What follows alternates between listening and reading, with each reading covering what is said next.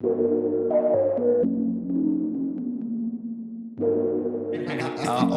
get into it. Stop biting. All right, ready? Take 1, episode 5, season 2. Here we go. Let me try it again. All right, ready? Sardine, take this, please. Yes, sir. All right, here we go. Let's get into this. What's cracking, fools? You know who it is. Big Bad Sentrock back at it again. Here with another episode with my homie Nikko Washington. I appreciate you coming through, bro. I appreciate you making time, making your way over here, this side of Pilsen. Cause I know you'll be over there at Manor Contemporary. Yes, sir. That's your studio. Yeah, it's a new spot. Yeah. Can I curse? You can say and do whatever you want. You know, we cut that out. But yeah, and I fuck with Manor. It's definitely been good to be there. It's just in space, a lot bigger. Dope. Me and my studio mate Armani Howard, we've been sharing a studio for like 5-6 years, so it's been good. Oh, word. And then you guys just moved there together? Mm-hmm. Yeah. Hell yeah. All right, let's get into this. By popular demand, you know, people wanted you to come through and chop it up. So we'll start at the beginning, kind of give us a brief intro, a little bit of where you from, where you got your style, I guess, or who you are as a person. And then we'll get into how we met and we started working, and then what you got going on. Bet it up. So I'm Nikko. I'm from Chicago, as you know. I'm from Hyde Park. I grew up on 51st in Kenwood, right around the corner from a permission wall. So a lot of crews like Jam and like, you know, everybody else who's over there would paint. And I was a kid, and I would go over there and hang out. And that was like the spot we used to, you know, smoke at and watch people paint. You know, that's kind of where I got my style, to be honest. Like, I got my first compliment on a pair of Jordans from, like, a big homie in the alley over there. So I was like, all right, okay, I know I'm on to something. Right. You know what I mean? So that's really, you know, kind of what raised me was that culture. But I never really got into graffiti like that. Mm-hmm. I was always in proximity. A lot of homies was really into it, really killing it, really crushing it. But I never, you know, had the itch that I saw in them. Mm-hmm. You know, and it like I never want to scale up no building and jump off nothing. I was like, right, you know, right. You know what I mean? You're like, I love my art, but I ain't risking it for all that. It was crazy. And I remember we all got like booked. We was like 14 for riding on the train. I was like, you know what, man, I feel like it'd be like different. You know, leaving in the sketchbook. You know what I mean? My goal was to stay outside of prison. Exactly. Yeah, that's like, the goal. like, I had to do community service. I had to pay. It was crazy. Like it was all bad. But, you know, and not even on some scared straight stuff, it was just like, you know, there's different outlets, you know, I can get it up and have it be permanent or not worry about somebody, you know, either buffing it or like, you know, somebody going over it on some other stuff. So but it was interesting though. And that's where I attribute a lot of my colors from. Word. Color palette of like, you know, bright, but complementary colors from walls, signage and like, you know, typography on the street of like, you know, different boutiques that were unique to Hyde Park that are no longer there due to, you know, obviously gentrification and whatnot, what have you. But that's really where I got it from. Right. Yeah. Dope. And then did you, so you kind of learned just from being outside. And then did you go to school for it? Or like in high school, did you take classes and did you know like this is what you want to do? So I was really nurtured into this, really. Like my mom is an amazing artist who's a interior architect, interior designer. Man, shout out to parents that expose their kids. Shout out to mom. Yeah. Legit, you know? And she really, as a kid, I was really good, right? I'm not even on some like bragging shit. It was just like, I wasn't the best in my class. There's one girl named Morgan, man. She used to be so raw. And it would kill me inside. I'm like, wow, she's so good at like 8 years old, you know? But I hope she's seeing a shout out to you. I hope you at Disney or something, Pixar, probably. She's going crazy. Yeah, but like I knew really young that I was like, I wanted to be a cartoonist. I wanted to be, you know, I used to love the Boondocks. I used to love like Calvin and Hobbes. I knew I could kind of draw similarly if I tried and repeat it, you know? So I'm like, you know, that's kind of like the goal for me. And my parents, they knew that. They're like, okay, we can put you on programs. Right. And I watched my mom. She did a mural of Space Jam on my wall, right? Like that's so raw, man. But like, so dope. Like exactly like Space Jam, like to the point where it was like identical. To the point where I was like scared of Wile E. Coyote at night. Like in the morning, it was all cool. At night, I used to turn to sleep the other way because he was looking real crazy. Hey, you ever had those glow in the dark little Little stars? stars? You ever had those? You had those? Yeah. Yeah. All day. And like, I watched her paint it. Yeah. So I'm like, cool, I know how to, that's my first introduction of like layering, line work. It was real subconscious though. And, you know, I went to school for it. You know, I really, Where'd you go? I went to Winnie Young for high school. I went to SCIC for college. But I went to art school in Milwaukee in between. But I really didn't want to go to school at all. My mom, but she was like, if you finna go to school, you're not finna live here. I was like, all right, bet, that's cool. You know, guess I'll go to school, you know what I mean? Yeah.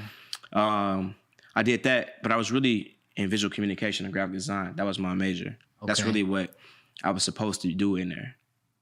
And I did. Was there something that made you go from wanting to do painting or fine art to then kind of like the graphic design, communicative arts? I'm sure you know when you're young and you tell people you want to be an artist, like how you gonna make money?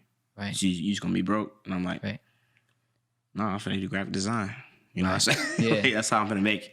I'm a designer. You know what I mean? I'm Teacher. I'll do that. Those are the two things: graphic designer and teacher. Exactly. So it's like that's conventionally how you're taught that you can make money from artwork, and that's kind of what it initially got in my head. But I fell in love with it because really, you know, again, going back to writing and graffiti, it's typography. When you think about it, it's letter forms, it's like shapes, and I found love in that too. In design, I found love in like custom fonts or like signage or the colors and color palettes and hierarchy of type and like magazine covers. I love magazine covers. I really used to pick them out, put them on my wall as a kid. So it was always in me, but I realized it was like the best form of transitioning into a business person, artist, working, functioning person, rather than like the romanticized, starving artist that we brought up to think it's only way to go. Right, painting in a basement somewhere, and just one day someone's gonna magically find you and you're gonna blow up. Exactly. You're like, no, I'm gonna do what I love doing, get it, Like not everybody's Basquiat. Not everybody can go to New York and you get discovered and hang out with Andy Wall, or if not, it's like you in the basement. I know way too many wannabe Basquiats, man. Like they literally try to relive the steps, and it's like, yo, what are you doing, bro? Like it's not gonna work. Just do you, bro. Like it's already been done. Like, yeah, you have your own story. How you gonna do him? You got your own story, exactly. Well, yeah, I mean, exactly. It's a good point. It's like that's the romanticized life of what we, and that's people what you're supposed to almost act like. put that on us too. It's almost like the collectors and the fans and people that support, they kind of have that perception, and they almost want you to like fit in that. Mm-hmm. Yeah, and it's easy to it's not nothing wrong to be inspired. You know what I mean? It's he was one of the most successful, if not besides Kerry James Marshall, the most successful African American artist, out here. At what so far, and I think it's like it's a good, place to shoot for, but it's like the style of like and how he went about it. It's not the only way. Right. So I looked at it like for the slow burn, like this is gonna fund my art projects. Right. I don't ever want to have to steal, supplies. Like how we was kids, and I'm like I'd rather have bread and not worry about selling my work and actually making it so that it's all from passion. Yeah. Then I can having to rely on, making sure those paintings fly out the studio. Right. You know what I mean? And early on, just when people was like, not to say doubt, but really doubt of like, damn, like, how you gonna do this? Mm-hmm. And it was hard, It was times I ain't had no money, and it's like, but I was doing what I loved. So it didn't really matter. Word. You know what I mean? Nah, I feel you. What was there a time maybe before you became quote unquote professional that you like did a commission or you got a client or something that you're like, oh, okay, I see how this business side works? Or did you start off doing more personal work and then let people buy into that? It's interesting. Commissions I've only done will be like a wall. I don't really do commissions. I've only done, I would say like 2, 3, and maybe, probably 2. How about even like design work? Design work, a lot. Yeah. Oh, okay. And that's where the business side came from, to answer your question, of like cover art. So that's how I really got into being even like, quote unquote, a solidified designer, I would say, was because, when Save Money was coming up, these are I remember we created it one day after school. You know, I remember it was a different name, but you know, after a whole summer of doing wild stuff, everybody, you know, we were going in a different direction. We made it like a different type of group. And as they started making music, you know, these are my best friends. They started looking at me like, who's an artist? Like I thought you said they started looking at me like, am I gonna? Oh yeah, people spit? ask that. They ask. They ain't, people like, you gonna rap? To them like, nah. Like, one, I can't rap. Nor will I try. Did you try though? Did you try? You know, Don't lie, bro. Come on. so you know, it's funny because I swear to God, this man Vic, bro, we was kids, and he has the story as how he believes it. That he wrote raps, and I said some crazy shit. He was laughing, but I'm like, I remember his rap was weak as hell too, but mine was especially weak. So I was like, you know what? Cool. Especially. Yeah, you know what I mean. Like, yeah, you know, a little potential, as you can see now. Word. but That's funny. you know what I mean. So I'm like, I knew her. I was like, that's not me. Right. But I was always good at art, so I'm like, cool. Like, I was in school in Milwaukee doing it, and then I would get calls like, hey, I'm finna drop a song. I'm finna do it. Like, I'm finna, you know, drop this tape, drop this song. I need a cover. I'm like, fuck it, I got Photoshop. Something. You know what I mean? Right. So I'm like, I'm learning how to use it. I learned it in high school a little bit too. So, you know, why not? Yeah. So I tried it out. I would do it, and that's how I really started doing my first like commission or first like somebody, hey, can you make me this? Word. That's so dope. Yeah. That's the best way to get it. Like, just from you and the homies building together. It's like, yo, they trust you. Like, yo, we they could have went to anybody else, but they're like, nah, let's go to our homie. Maybe because of funds too, and they're like, let's just go to homie. They'll hook us up. But all day, it was like they didn't know anybody else to do it though. It's like, you know, artists, right? They didn't know what it takes. I didn't know what it took to do it either. I figured it out. Like, I knew the file size. I had to, you know the dimensions for it to get out. But really, before it was a SoundCloud, so it was easy. All you need was a JPEG. Upload something. It could have been anything, like, you know what I mean. So it was cool that way. It was simpler back then. Okay, so when you first started off, what was some of your inspiration for like did you look at something like, all right, I want to give my homie this, or did you look at it like I don't know what I'm doing, but let me just try to give them something that I think will work? Both. So what I would really do, I would hear the song, and like, you know, the title of the song. Well, then if you're looking at it, like, you know, how people write those little circle line like graphs where you start with one word and then you like do the lines and it spreads out more. You know what I mean? A mind map. Mind map. Mind map. I know there was a name for mind it. map. So exactly what he was saying. You just kind of start from a word, then you kind of just like do associations of that word. So it's like, let's say the word is, I don't know, blue. Then you go like sea, as in like, you know, the ocean. Then you go into like... Write words down? And you do like little connectors. Like, let's say one starts and it goes to 3. And then that 3 goes into 9. You know what I mean? It's kind of like... what's that word? Like, it's just off the top of your head. Yeah. You're just whatever, spontaneous. Ad-lib type vibe, you know what I mean? Yeah. It's kind of like a freestyle of your mind a little bit. It's kind of like in drawing it down. What's that word though? Where it's just like subconscious, maybe? Mm-hmm. Is that? Yeah. I don't know. But yeah, anyway, because I didn't write it up, so it's all up here. So I'm like, okay, word. You know, I think the first ever cover was a song called "Scrape Money" from Kami. What was it? Scrape Money. From like Kami in Tokyo, and a scraper or a steamer is a car, like, you know what I mean, either a stolen car or like, you know, just a car that's just low for a scraper. You know, and that was I was like, okay, car. You know what I mean? I was like, I have the colors I like. I don't know, Photoshop. I'm experimenting. Like, you know, I would send it to them. You like this? Blah blah. Like, oh, this is crazy. Like, can we add this? Yeah. Collage work. So, you know, it was all experimentation. I mean, it was bad. You know, people liked it though. It was crazy. It was raw for what it was. For the time, you know. Yeah. And it was like, you know, structurally, design wise, looking back, I'd be like, what the hell? But it was good for the time, and it was like fresh. It was like, because I didn't know what I was doing, I came on to something that was not regurgitated, I guess. Did you get that process from school, or was that just something that was like intuitive? So really, my design class in school was right before my lunch, right? So we would smoke, and I would come straight into that class of design, and the teacher was a real cool dude.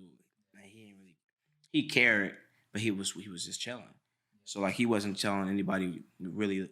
That's the difference between like I would say universities or like institutions, or like places. But this is high school. But you know, places that give you a specific way to do a thing, I think are kind of hindering how you grow as an artist. Right. Rather than I believe that 100%. I then think it's hey, important to expose students to stuff as opposed to like, this is how you need to do it, A, B, and C. If you don't do it that way, then you're doing it wrong. exactly. Then it's bad, or like, redo it. So he would like, this is the prompt. Create what you want to create, and we'll critique Figure it out after you make it. Yeah. You know what I mean? I'll tell you what you could have done technically, but not compositionally. That's sick. You know what I mean? So I would do whatever. I mean, I was making, create wild shit. So, it didn't matter. And what programs was this? It was a Photoshop and Illustrator. Yeah. I think we did an InDesign opener, but InDesign really sucks. Like it's just, it's not fun. Like, Too technical? it's just bad. Like, and I guess I just got PTSD, man. From I had one project that we would, we had to line up newspapers from, Miami Herald, all the newspapers. Somebody did a media buyout. Oh, in InDesign. Yeah. All right, let's not even go down this. Exactly. You know what I mean? But it was a big project. It was tight, but it was like, literally I was in an office and it was like, I'll tell the story later. We get down to that later. But anyway, what the hell was I saying? The process of doing cover art at that time. He was cool and he let us do what we wanted to. So basically, I stumbled upon just making things and hoping that would be right. And since it was artwork, it was right. So it was like, it didn't matter as long as they liked it, it was cool. They're like, okay, this is cool. We put it on Facebook and like, SoundCloud. People, the cover's cool. Who did it? Oh, I did it. The other people would be like, okay, can I get one too? Oh, word. I remember Joey had the purple tape. I did that cover. I mean, it was like, this is a cycle. Everybody was like, okay, cool. Like, let me get it. Like, let me get one. I'm dropping this. I'm dropping this project. And then it just went from there. It grew from there. As they grew, I grew. And then how long ago was that? Dang, that was 2010. Yeah. No, 2012. 2012. Yeah, I graduated in 2011. 2012. So 2012. Since then, now looking back, how much album like cover art have you done? And then do you feel like you found your own lane or your own aesthetic to that? Yeah, I would say I did like anywhere from, I would say 50 to like 100. 50 to 100. But not strictly for albums, but like songs. Right, like singles. Anything, like, like I really, I would do, that's what Twitter, was popping to. Instagram, people, I didn't know would hit me up to do something, So I'd be like, cool. Some of these rappers, though, it's like, bro, you need to leave me alone. It was like, you got to stop. But it's like, you know what? I ain't going to be the one to tell you that. Yeah. You do your thing and then, I hope for the best. But well, it's dope that you kind of had that cosign of like your homies being like, all right, now we believe in you. So when people come to you, it's like, yo, I have a lineup, a resume of people that believe in me, like solidified people, that believe in your vision. So that makes it a lot easier as opposed to someone just trying to micromanage your every like idea. Yeah, it was just fun. I think it was just, I didn't look at it like as a business. I really didn't. I look at it like, as we all friends helping friends. Like this is what needed to get done. You know what I mean? Like, right. I was supporting them in their music and their growth. So I'm like, of course I'll do this. It doesn't matter about the bread. Like, you pay me what you can. Yeah, and like you said, like you didn't rap. Obviously, I don't rap. So it's like, this is our way of like adding to that. We all love music. You know what I mean? Like, if I had a homie hit me up to do their like music cover, album cover, whatever, I'm like hyped because it's like, especially I genuinely like your work. I genuinely like what you do. It's his brotherhood. It was love. It was nothing but love, and it's still to this day. I step back a lot, but I still do some when the time is right. Was that a hard decision?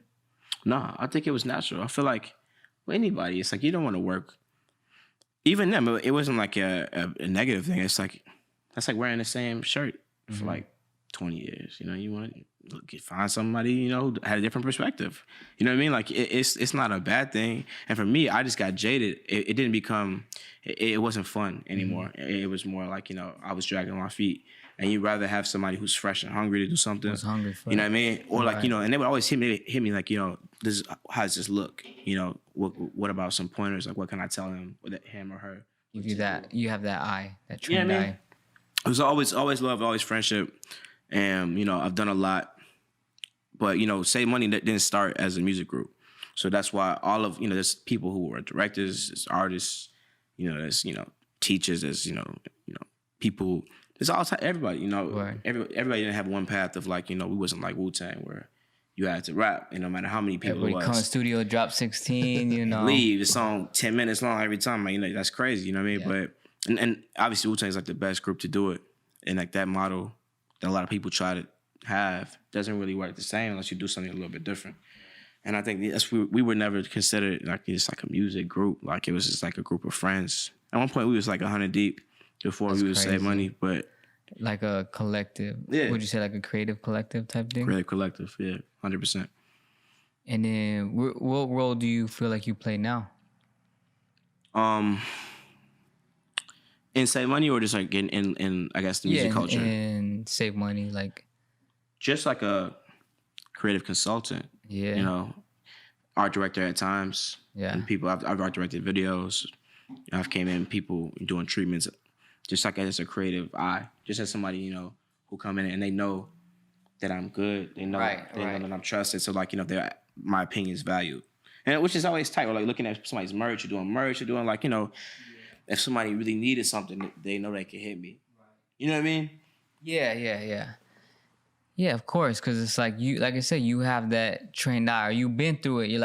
You've been through it from Photoshop, just, trying to figure it out early days. And then now you're like, I seen kind of like that 360 of how it works and been through it.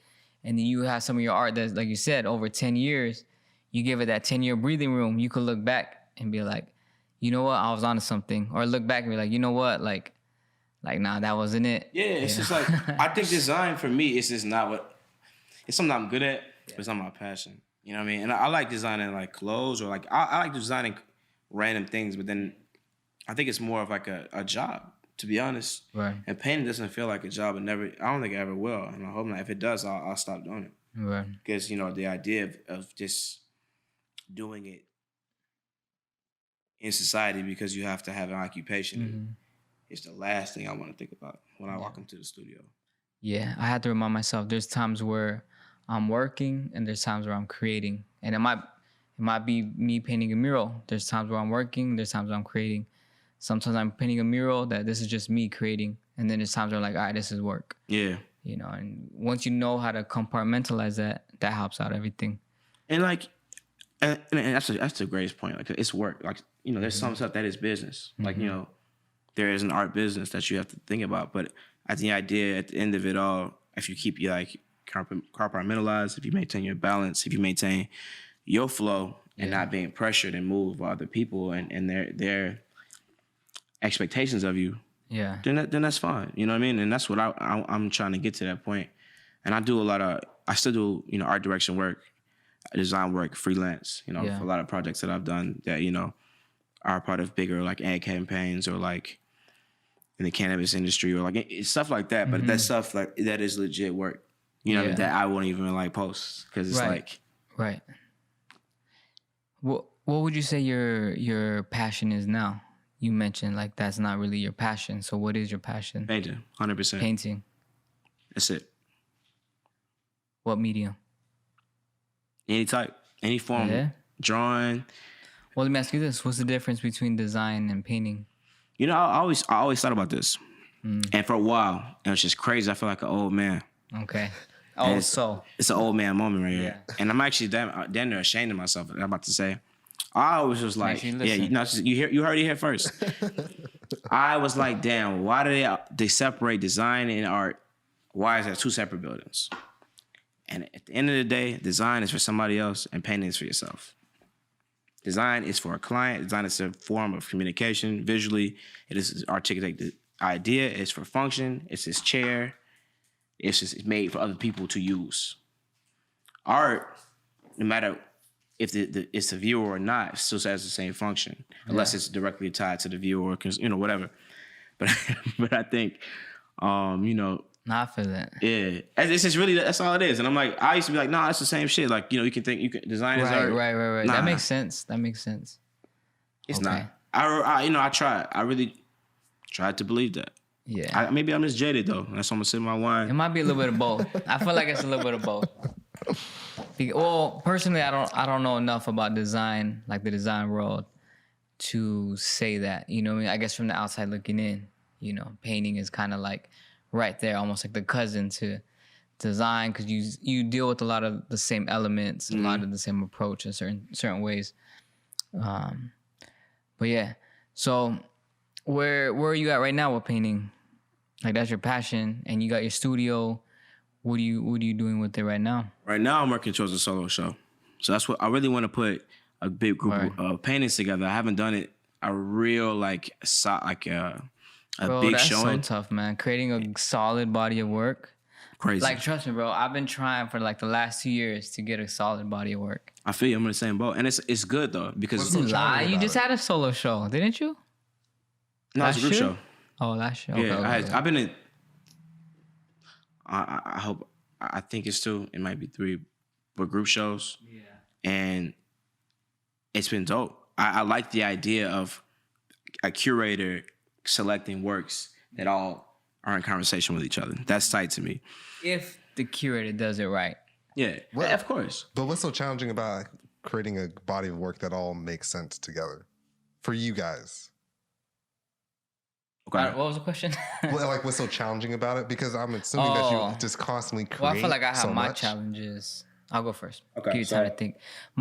For me, the challenging part is, one, if I ever get past the fact of not hating something I create, and 2, well, it's not that I hate it. It's just like I feel like every time I finish something, I'm like, all right, I know I could do this on the next one, or I'm gonna try to do this, or I want to say this, and then I just over criticize it. But I think right now, I just can't even keep a body work. I create something and somebody wants to buy it. It's like, do I sell it or I, hold on to it? I'm most likely gonna sell it, but I need to just lock everything away and focus on creating 30 pieces that all correlate. That all like, it doesn't have to be like a storyline, but at least for me, I want it to correlate somehow. And I just haven't been able to find the time and build that collection. Like when you hear rappers be like, I got 500 songs ready to go. I'm like, man, like, No, and not releasing them. That's the hard part, not releasing I'm them. about to say the same exact shit. It's to me, and that's the issue we're in. It's like, it's a good problem when your work is being sought after. It's not a piece that was maybe a part of another conversation might be out of your collection now. And what do you do? And I think for me the hardest part is just like sitting down and thinking what the idea is. And once we solidify that, and once I have something that I could expand upon in 20 pieces, because normally I have like ADD when it comes to, I'll do like a painting and I have one idea. Like right now I'm doing work around ego, around like, defeating your own ego, or like, Eating your ego? Ego. You're like you're, and not in the Freudian sense of like, like that, but like just ego, knowledge of self. You're saying certain ego is good or ego is bad? I'm exploring all of it, good and bad ego. Justified, because we're all egotistical, and I think we have 2 sides of us that are fighting to be present. Admit it. You gotta admit it, Zach. You got the ego. I'm working on it. Just the idea of ego in its true nature, whether it's good or bad, in senses of like famous like childhood heroes and like people that I looked up to, and sort of like dynamic part of their life that got them to their stardom, whether it's personal, whether it's defeating my own sense of like feeling that are maybe warranted but unwarranted, maybe unnecessary, and battling that and really extrapolating and separating the 2 in a body of work. And I have this painting with this really about duality, and like the figures are in yellow, like the egotistical figures, like the ego separating from the body is like in yellow, and the other figures are in the style I do, and like the black and blues and like tinted browns and whatnot, what have you, and purples. So that's really what the work will be about. But we were going back to the question of like, how hard is it to make a show?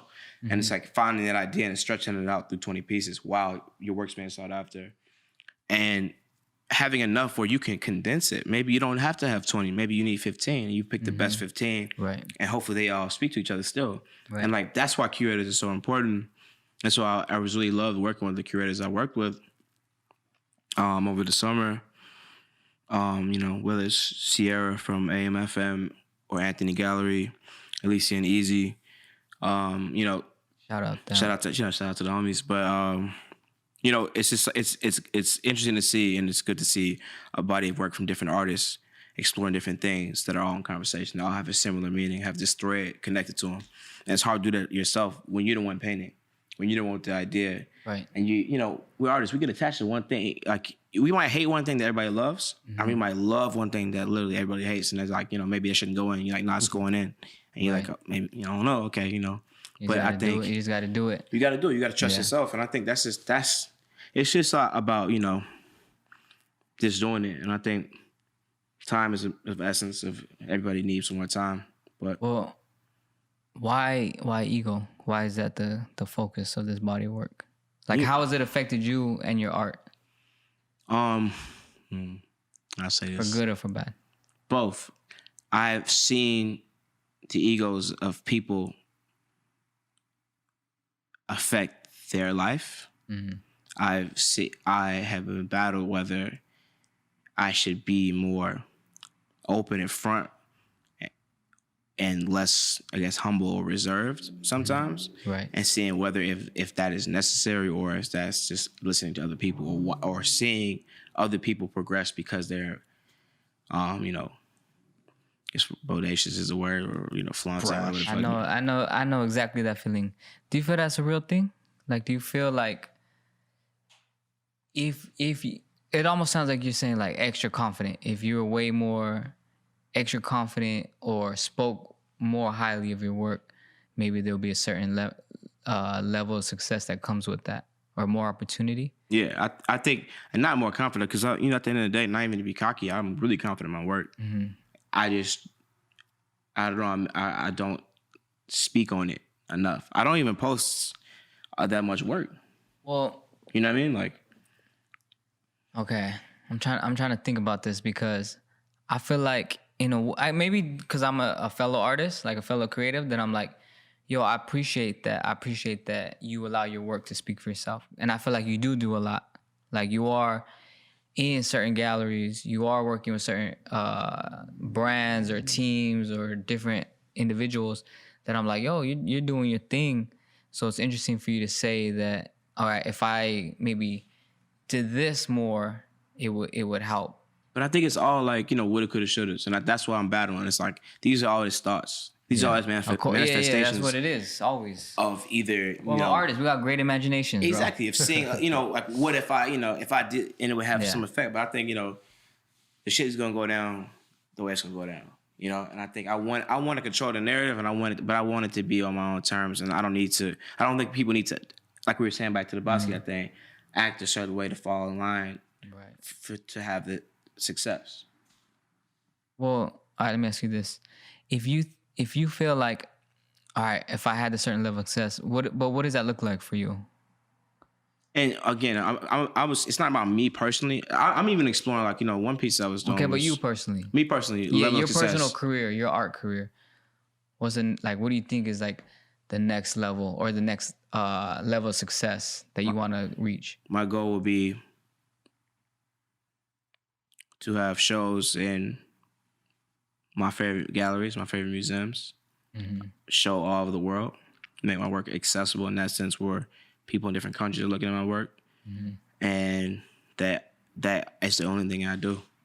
I mean, I would do fun things on the side. Obviously, I do projects that I like. Right. But like, when I go back to the crib or the studio, that's zen for me. That's like the goal.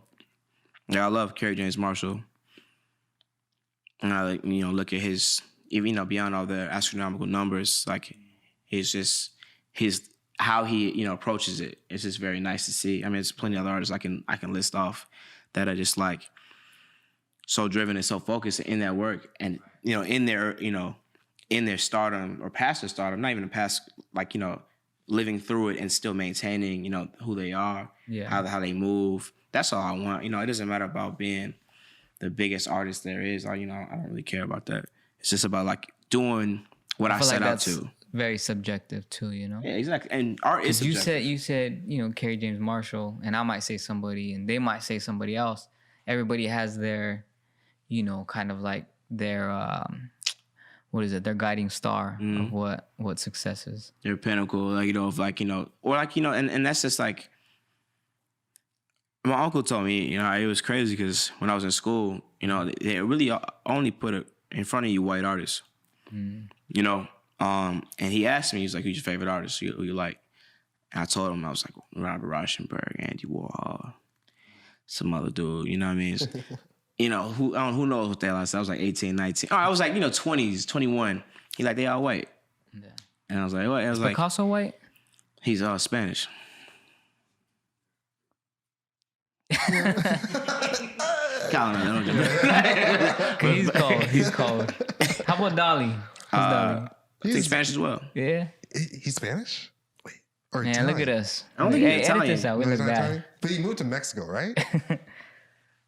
But I was like, these are artists I know about in culture, but like in school, they're not showing you. I didn't learn about Kerry James Marshall or Henry Taylor That's or crazy. That's crazy. We can just name them, like, you know, Jacob Lawrence. I ain't learned about none of these people who are probably the biggest, you know, inspirational people to a lot of people's art. You learn about Man Ray. You learn about Goya. You learn about European art and all of its facets. You learn about European work, right? And then you have African sculptures that they stole.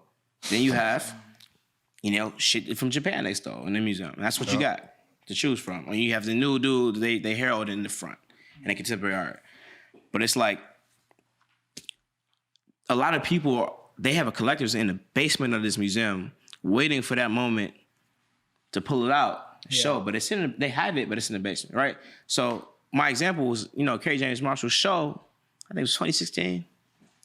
Or, you know, in MCA, it changed my life. I looked at it, I was like, this is crazy. Really? Because I had no idea who he was. No way. I was, you know, my mom thought, he was like, yo, you like this dude, right? I got him, you know, I saw the No Name cover, you know, it reminds me. I was like, what? I looked in the book. He had a woman with a skull, like a little girl. And I was like, what? You know, I was like, what? And you know, I was doing, you know, from the magazine I saw this editorial, right, with this really dark-skinned model. And they had blue light shining on her face to amplify her skin. And it's always that term, you know, you so black, you look blue. You know, you so black, you blue, basically, right? And it's like blue tints and really dark people's skin, you know, shines differently. That's like, you know, even the movie Moonlight, you know, touched on that, like the lighting in that, right? So this is like 2014. I was doing work and I was using blue and purple in the highlights with really dark navy and black as for the figure, you know, doing this. And then I see the exhibit and see how he was, you know, exploring the same subjects of like using straight black, grays, blues, and all that to show a different depiction of like, you know, like browns, like of how to depict black people in art was crazy to me. I was like, damn, nobody. I went to school for like 3-4 years. Nobody. I did a project in SCIC. You know, shout out to SCIC. You know, like everybody got their issues, but I swear to God, nobody knew who the Black Panthers were. That's crazy. I had to tell them. Okay, well, you talking about students? We in our 20s, bro. I had to tell. When I show my work. No, a lot of these students, bro, they come from very sheltered, like, because I went to Columbia, and I literally was one of the only students that went to, that was living in the city. It was crazy, bro. Same. So I'm like, I go outside, I leave. I'm gonna hang out with my homies. I'm not gonna stay in this like 2-block radius. Yeah, of course. Mind you, I have a project about Freddie Hampton, how the police killed him. Mm-hmm. But I did these paintings, you know, and again, it reflects my work now, but I showed it to them. Yeah. They had no idea. We're the Black Panthers. I never, and I somebody was like, God, like somebody was really embarrassed for that person, but a lot of other people didn't know. Well, they were too scared to ask. Exactly. So I had to explain that and explain my work at the same time. Crazy. Then, well, like you said, school don't teach that. So where would they learn? You know, if they don't have parents that put them on. But that's the problem of the U.S. Education system as a whole, not just art history. This 100%, is about 100%. U.S. history. This is about that's just crazy, right? Yeah, like no frame of reference. Exactly. I mean, that's trippy. you don't even, you know, you can't even fill in the gaps. you have to raise your hand and ask, like, I'm lost. Like, who is that? Yeah, I'm it's like, like that's an animal. Yeah. Like, oh my. I was so- gonna say in elementary school, I grew up in 99.9% like Mexican Latino schools, and they never taught us about none of our own culture, bro. It's crazy. Now that you made me think about that, but anyway, my bad. Go back to No, it's real shit. you're And I'm on. like, so even like, fast forward how I work, I even got into the space of like, I call it reactionary work, and people would call it political. But when Mike Brown was killed, he was murdered by, Darren Wilson. I would see that every day on my phone. I got articles on Twitter I would see the video every day. And I would go to class and not a soul would talk about it. No one said anything. We would be in class, people would make work. I'm like, if I don't make work around issues that involve me specifically and my people, or the real world, not even just my people, just real world issues that affect everybody, because that shit affects everybody. It should, as a human being, but we don't get into that either. But it's like, it's a lot of human rights issues that are being overlooked because people don't see, don't have empathy. Anyway, that is what spawned me having to speak about stuff in my work, because I'm like, well, if I don't do it, we won't even talk about it. We'll present work about, you in the bathtub and, and why you felt this way that day. And like, great, that's sick. But like, no. Don't get me started. You know what I mean? And that's not to knock anybody's work, because like, introspective work is tight. Right. But it's like, people have the luxury to make that. Yeah. Like, I feel like Black and brown people, we make work, we have a whole other community behind us that represent us. When we ever repost a painting or we have a show, we Black artists, we are brown artists, we're Mexican artists, Mexican American artists, not American. That comes first. You know what I mean? So that shit is like ingrained in how people are even looking at us from the start. So I'm like, okay, bet. You're gonna learn today what is happening right now through my work. And if that's what sparks it, that's cool. Yeah. You know what I mean? If you want to and I had to dodge the labels, because I think, you don't want to get put in a box. You don't want to get put in like some sort of field where only people view your work in that lens. Well, me and you worked on a couple mural projects, and would you say the projects that we worked on, do you feel like you're a political artist? No, I don't. I think, again, my work, I would call it in the past reactionary. That was that was just solidarity. That should be what everybody does. That should be a part of life. You know what I mean? And I think labeling that something else, something only puts it over there and other stuff over here. 100%. And you only look at that shit when it's that time to look at it. Yeah. When you want to have your Black Lives Matter show, or you want to show, you know what I mean? Like, you want to show, about, brown lives, you want to feel like you're in this space culturally, that's the only time you include that work. But no, it should be a part of. That's why people don't know shit, because like it's not there until it's convenient to be shown. And that's what I say about a lot of work in the bottom of these institutions and whatnot. So I feel like we're kind of in the same boat, where it's like we speak to our community, we speak to what's happening in the culture, but we wouldn't necessarily take on that cape of political artist. Because to be honest, I feel like I respond to what I see everyday life. But I know artists that every day they're making prints and posters that are something, somewhat political or social. And of course, our work is social because we reflect our communities and culture. But I feel like we're not necessarily that quote unquote political artist, but we still react to what's happening in society, in an honest way, or at least we try to be as honest. Try to do what we can. And I think that's important. And for me, it was a lot of burnout. Only focusing on trauma is heavy on my soul. Not let alone me making work about, I've done it in the past and I regret it, of making work, about this, and it's being sold. Look who's being sold to. Oof. Who is making money off our trauma. That's a trick. That's an elephant in the room. But we'll So I had to fall back with that alone, and just like, it's heavy on my head. Like, I don't want to make work about Black people being killed, because that's a serious thing. You know what I mean? It brings awareness, but it's like, damn, at the end of the day, it's heavy. So yeah, and you kind of carry that, as artists, you carry that, whether you're like, all right, I express that, I put it out into the world, but in a way you have to harbor those feelings. Like when I create certain works, it's like I harbored a lot of energy or a lot of emotion to just create this one thing that people might think is a pretty picture, but I'm like, yo, I kind of like had a lot of emotion putting that piece out, you know. And it's important that you say that, because you know right now I don't know how they come up with these months, but it's Mental Health Awareness Month, and I've been working on these sketches every day just to focus on my mental health, because what you said, burnout. How do you feel as an artist, do you deal with burnout right now?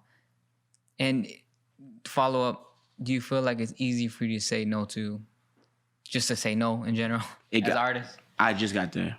Yeah. I just got there, bro. And it's like, I feel like every artist has their own way. A lot of times it's this. A lot of times it's just decompressing. A lot of times it's like, you know, whatever you want to, you know, smoke or whatever. But I think, honestly, just balancing your life out. Right. And not taking on the burden of taking on so much things because either you want them or you feel like you have to do them. Pick and plan, because at the end of the day, I realize too, like too much work, not all of it can be good or the quality, highest quality. You giving up people 80%, 90%. That's unfair to them and you. So it's like, you know, if you can't do 100% or you feel like or even get close, then you should probably think about the role in the project and how either you should step away or you should extend the timeline. And that's one thing I had to learn myself from balancing my corporate life and my job, freelance work from my friends, and me painting. All that was happening simultaneously. I remember I did a final on a plane from school because I was at a video shoot. And I flew back on a cheap-ass flight. I had this big-ass computer. I did my final. I had my fucking suitcase. I went in class. I asked him, like, bro, I ain't slept at all. Can I go first? Presented and left. Like, you know what I mean? So it's like, it's just like stuff like that. That's not good. Just because you can do it doesn't mean you should do it. You know what I'm saying? So, and that was college. And even now, like, I'm sure. Yeah, like right now, I'm talking about right now. All day. 'Cause I'm sure you get on a good day, our inbox is full. But sometimes you got to know how to say no. And how do you find balance in the work? How do you find balance in accepting work, creating, and just your personal life? I think it's just about knowing how much time you have to devote to something. That's what I'm saying about the 80%, 90% thing. It's like, you know, obviously we try to reach 100%, but it's like, in the day, can you balance your mental health? Can you do this project? Can you eat? Can you work out? Can you do all these things in a day? We all have 24 hours, but it's like we all manage it differently. And it's like, if you got to find a balance with yourself. I'm still looking for it. I'm getting better. I have days where I do certain things as ritual. How many days a week do you work? Be honest, bro. Work on what? Work. Every day. Every day? Every day. How many days do you give yourself, or how much time do you give yourself to rest? Not that much. No more. Less than I should. I'm getting better though.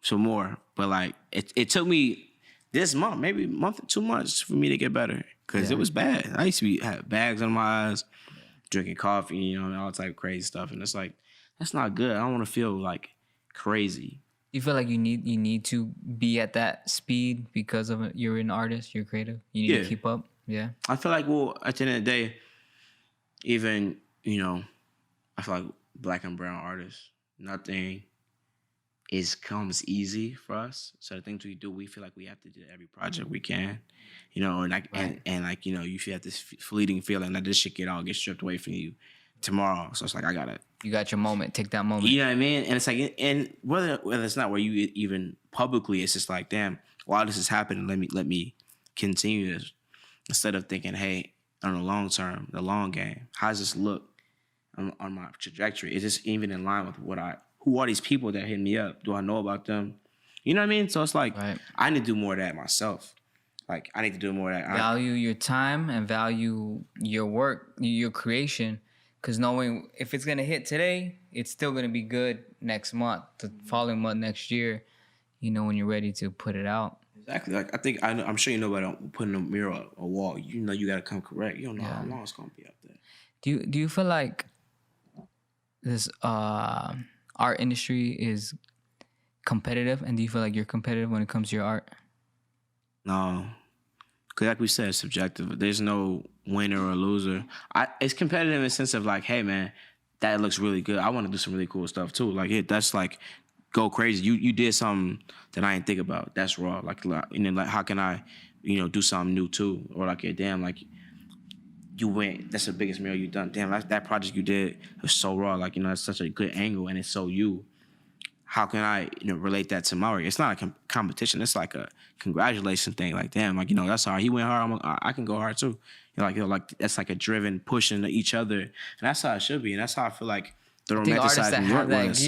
have that gear, I think it's hard for us to turn it off sometimes. I mean, of course. Especially with Instagram, you see, oh shit, oh damn, fuck, damn, you know what I mean? And you're like, what am I doing? You like, let me get back in the lab. I know, man, but I feel like you gotta, at least for me, where I'm at right now in my life, I gotta learn to be like, yo, that's amazing. You know what I mean? I'm gonna work at my turtle pace right now because I'm working towards something. Work on your own pace. I feel like that Instagram makes it feel like we're not doing enough ever. No matter if you just sign the biggest deal that you've had in your life, you look at somebody's like, damn, that's crazy. But it's like, nah, that's great for them. It's good for you. You will have your time when it's right. If you got to keep your head down and keep, your trajectory where it's at. Because we, even looking at the stock market, it could go up and go down just as easy. You know what I mean? So, Right. I do have a question. Last question, damn it. Go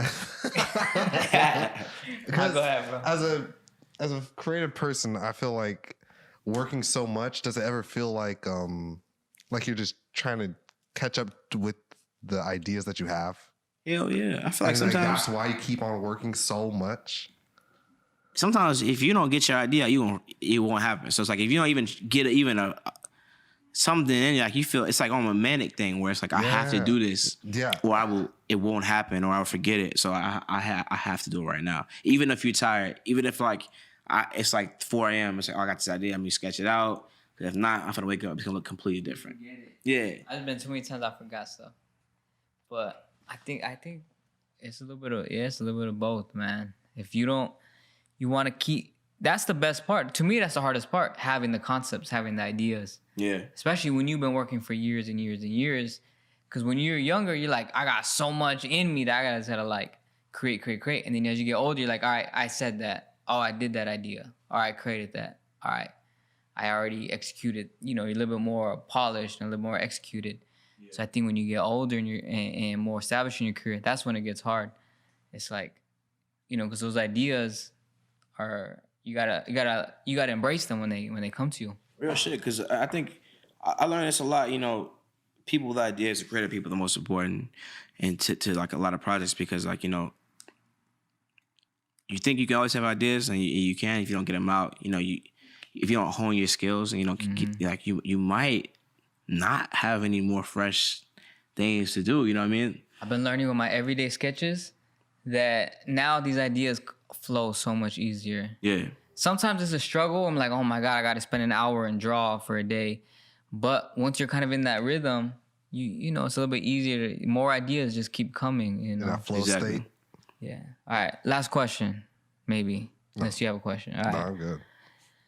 What was it? All right, I forgot. See, we just talking about it. I know, man. All right, 2 questions. All right. What's the longest break you've ever taken from creating or working? And then second follow-up, which I know this answer would change, but what's your favorite, right now, today, your favorite cover art that you've done? All right, first question. The longest break, I think, was 2 months that I didn't pay anything. 1 month, I didn't pay anything because I didn't want to. Second month, I was like, I'm thinking of some weak-ass shit. Like, if I paint it, that's going to be bad, so maybe I shouldn't until I find something I really need to do. And that was also the same all in my head. After those 2 months, was it hard to get back into your rhythm? It really was. Or? And this was recently, too. This wasn't that far away. I was like, damn, like, that's really bad. Do you feel like you needed it? Or you feel like, man, I can't take that much time off again? No, I feel like I needed it. You needed it? I was burnt out. We talking about burnout. Sometimes you reach your limit, you got to know your limits as a human being. So it's like, until I'm not going mental breakdown for nobody. I ain't finna, start running around outside, crazy person for not one project, if your bills one job. Are paid, you got food, you got the essentials. There's no need to. Your mental health is more important. I try to be stress free as much as I can, and that's important to me. Obviously, it's hard as hell with how crazy and stupid motherfuckers is outside, but it's like that's really how you should maintain. Like not the easiest way, but how to maintain and balance in yourself. Right. How to really be right. in tune with yourself and know what makes you tick or what's going to trigger you. And that's what I'm trying to work through. Mm-hmm. And that's what I think, you know, the break did for me was like, okay, damn, like, you know, I don't want to talk to nobody or email every day. And that's ridiculous. Yeah. So luckily I got, you know, an even bigger team, you know, handle a lot of work for me, with me, not for me, because we a team. And, you know, pushing me and building me, which is amazing. And the second question, it would be the main one is a no-name one, because like that's the only one I painted on a real canvas. Specifically for. And me and her, no-name. I went to preschool with her. Oh shit! We like family friends. It's like crazy. Yeah. So she always had been making music. She was been raw for a long time. Like, you know, not since we was kids, but like I remember I was here in the studio. She'd be like, "Yeah, I'm about to drop something." Like, yeah, we wait, everybody waiting on it.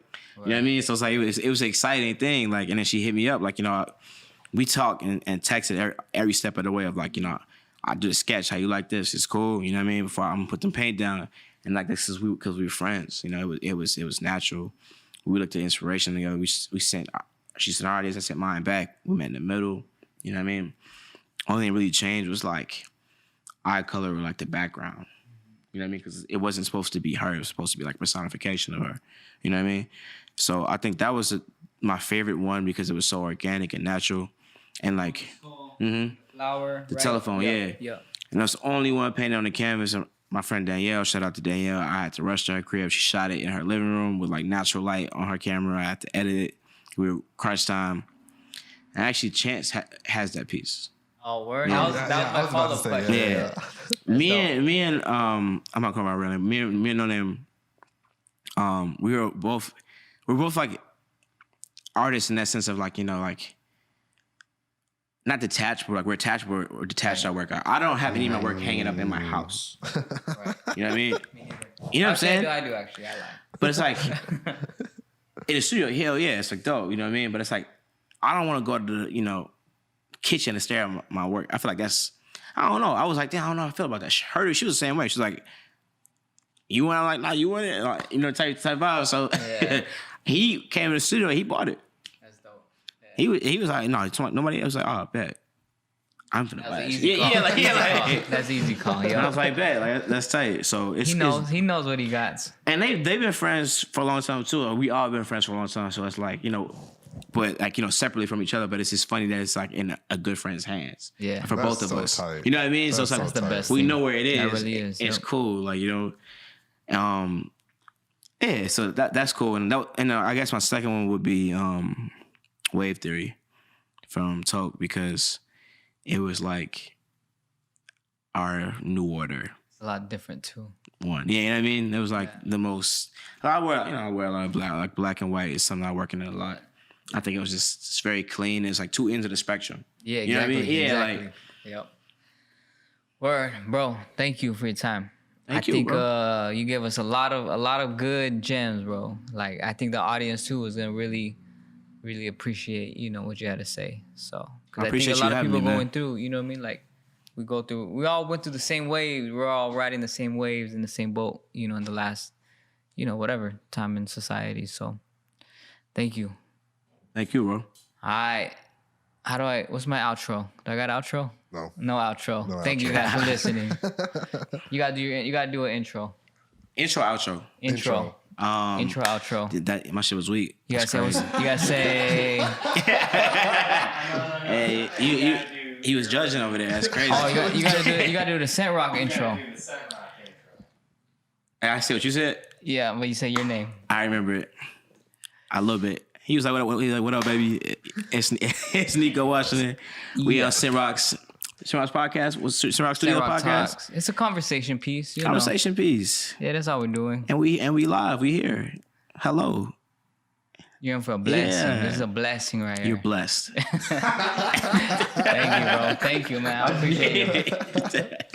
You blessed. You heard this? Yeah. That was a blessing.